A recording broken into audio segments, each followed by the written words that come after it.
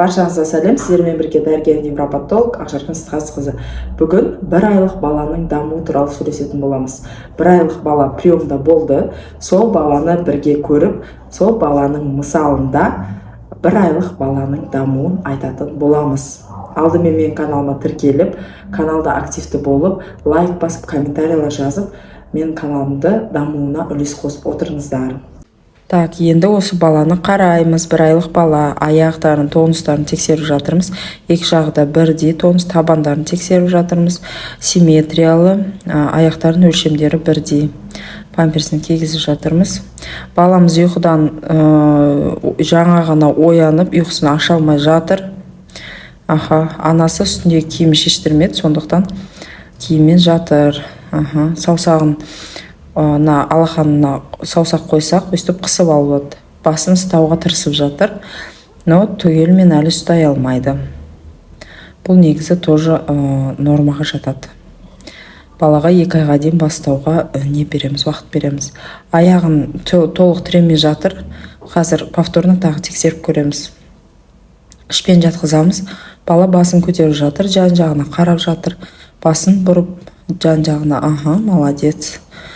Так, енді арқа жағынан аяқтарын салыстырамыз, складкаларын салыстырамыз, омыртқасы түзу, және де таза бедренный сустав толығымен ашылып тұр.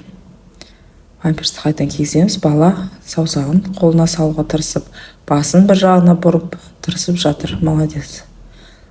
Енді баланы қайтадан жатқызамыз, еңбегін тексереміз. Еңбегі жақсы. Шағыңқы емес, қатты үлкен емес, кішкентай емес, жақсы. Басының өлшемін өлшеміз. Басының өлшемін сіздер жаңағыдай нормаға қарап, өздеріңізде үйде өлшеп көрсеңіздер болады. Тонустарын, қолдарын, аяқтарын салыстырамыз.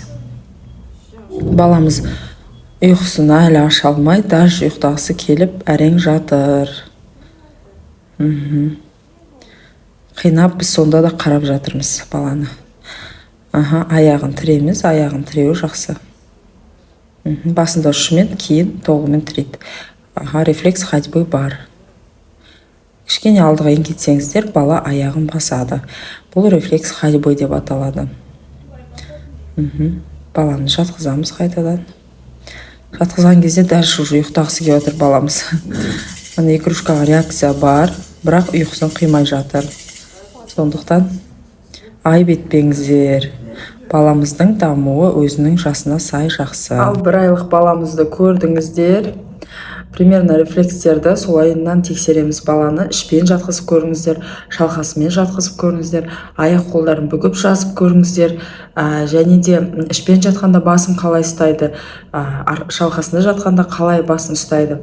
Және де басқа рефлекстерін осы видеода көрсетілгендей үйде өздеріңіз үй жағдайында тексеріп көрсеңіздер болады. 1 айлық бала аяғын тіреу керек. Басын ақырын ұстай бастау керек. Кейбір балалар уже четко ұстайды басын. Кейбір балалар 2 айға жақындаған кезде ұстай бастайды.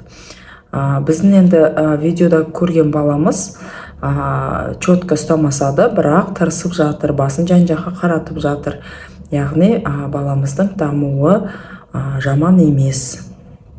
Енді невропатологтың приемына келген кезде, өстіп баламыз ұйқысын бұзбас үшін баланың жаңағыдай қарны тоқ болу керек, ұйқысы қанық болу керек.